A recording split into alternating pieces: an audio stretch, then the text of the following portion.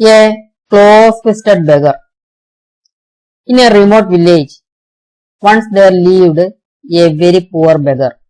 Although he was in severe poverty in temperament, he was a miser. He wanted others to confer fortune on him, but he did not like any of his possessions to be parted with. He roamed about the village from morning to evening and found his livelihood very strenuously. Every day he prayed to God to have considerable change in his life. One day the God of the heaven wanted to test the beggar. In the disguise of a king, Indra came to the place where the miser was sitting. He mounted in a chariot and neared the miser. Seeing the bright and dazzling appearance of the chariot and the king who mounted in it, the miser became extremely happy. He thought that the king would give him as well. Indra dismounted from his chariot and approached the miser.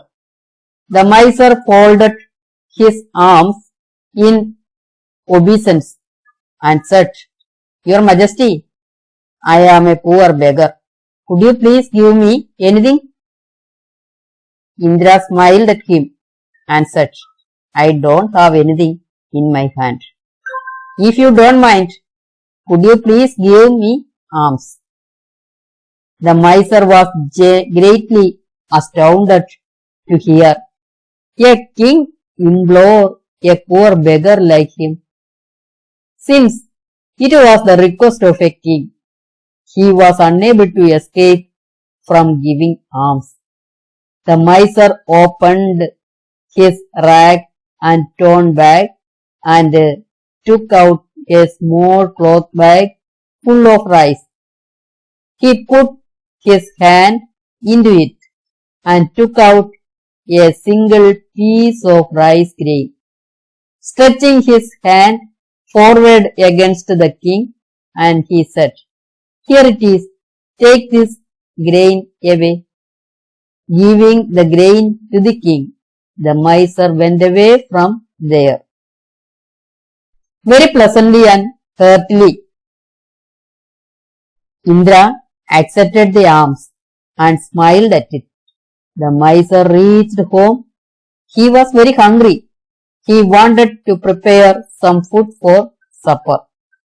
He took out the cloth bag and poured out the contents into a large vessel. He was startled to see a blinding glare coming out of the grains.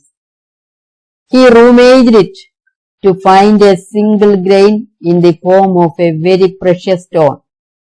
He knew what actually took place. In the place of the grain he lost, he got a valuable stone. He slapped on his forehead and anguished deeply in mind, thinking that he should give away all the grains to the king.